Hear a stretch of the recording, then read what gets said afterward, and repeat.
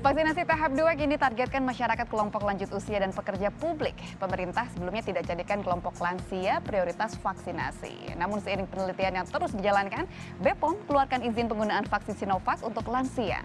Bagaimana pelaksanaannya? Kini bersama saya sudah ada Ibu Siti Nadia Tarmizi, juru bicara vaksin COVID-19 Kementerian Kesehatan Indonesia. Kita sapa dulu, selamat siang Ibu Nadia.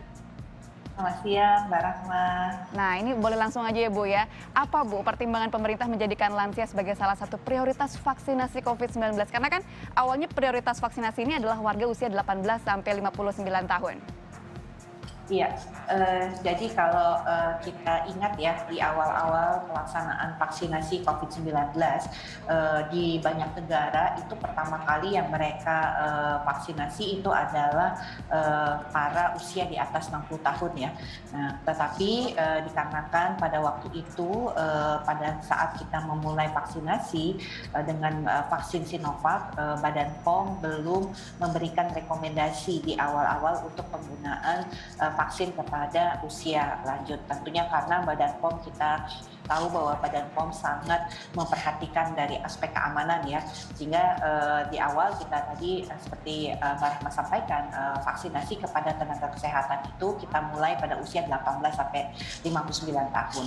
Baru kemudian setelah data-data yang lebih lengkap dan evaluasi juga dari ITAGI bersama organisasi profesi Perhimpunan Ahli Penyakit Dalam, kemudian dan juga IDI, akhirnya di awal Februari Badan POM mengeluarkan izin bahwa vaksin Sinovac itu bisa digunakan untuk usia di atas 60 tahun. Nah, mengapa kita melihat bahwa usia di atas 60 tahun ini menjadi prioritas? Karena kita tahu bahwa usia di atas 60 tahun ini memiliki angka kesakitan dan angka kematian yang lebih tinggi dibandingkan kelompok usia lainnya. Jadi kalau kita melihat ya, angka kesakitan dari usia di atas 60 tahun itu adalah 12% ya, tetapi kalau kita melihat angka kematiannya itu 4 kali lebih tinggi dari rata-rata nasional. Atau kalau kita bandingkan di usia 18 sampai 59 tahun, angka kematian pada usia di atas 60 tahun itu 3 kali lebih tinggi.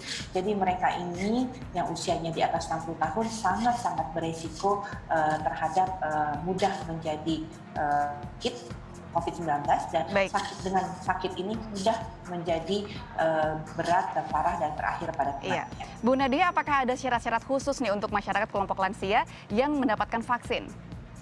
Ya, secara umum baik dengan menggunakan vaksin AstraZeneca maupun dengan vaksin Sinovac maupun vaksin Bio Farma yang sudah kita gunakan ini tidak ada yang berbeda untuk screening pada usia di atas 60 tahun maupun usia 18 sampai 59 tahun. Jadi artinya tidak ada syarat khusus untuk lansia untuk mendapatkan vaksinasi. Tetapi kita tahu karena lansia ini kan memang sudah proses degeneratif ya sel-selnya, sehingga ada penilaian tambahan untuk melihat kerapuhan dari seorang lansia. Tapi rata-rata semua lansia tidak banyak ya yang tidak lolos screening dengan pertanyaan kerapuhan ini.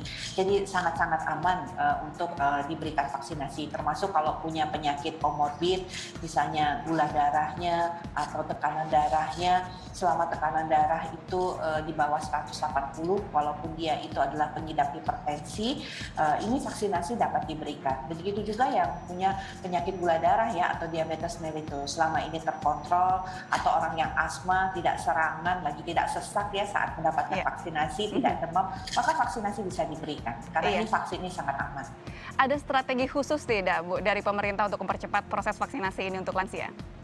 Iya, karena kita lihat sekarang ini sejak kita memulai vaksinasi kepada lansia di minggu ke-4 Februari, ternyata sasaran vaksinasi untuk lansia ini masih 10% ya. Dari 21,5 juta itu kita melihat baru sekitar 2,2 juta lansia yang mendapatkan vaksinasi. Nah, padahal ini pada kelompok yang paling rentan ya terhadap kesakitan dan kematian. Sehingga kita perlu nih, Pak Rahma, untuk segera mempercepat cakupan vaksinasi kepada lansia. Apalagi nih setelah puasa biasanya kita kumpul ya sama orang tua atau orang yang lebih dituakan, maka kita harus segera untuk memvaksinasi para lansia ini. Nah, strateginya adalah kita bekerja sama dengan RT RW melakukan pendaftaran, nanti kemudian puskesmas ya akan menyiapkan layanan sehingga layanan itu lebih dekat ya, sehingga tidak perlu para lansia ini berjalan cukup jauh.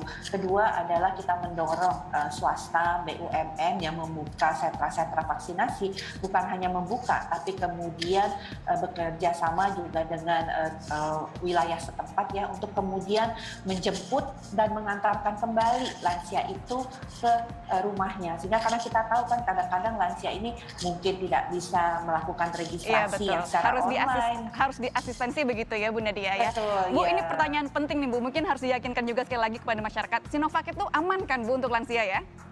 Betul, Sinovac itu aman untuk diberikan lansia. Dan satu lagi saya ingin tambahkan, untuk lansia tidak perlu memilih KTP ataupun tempat domisilinya. Di mana saja dia seorang lansia itu bisa mendapatkan vaksinasi tanpa perlu berdasarkan KTP atau domisilinya.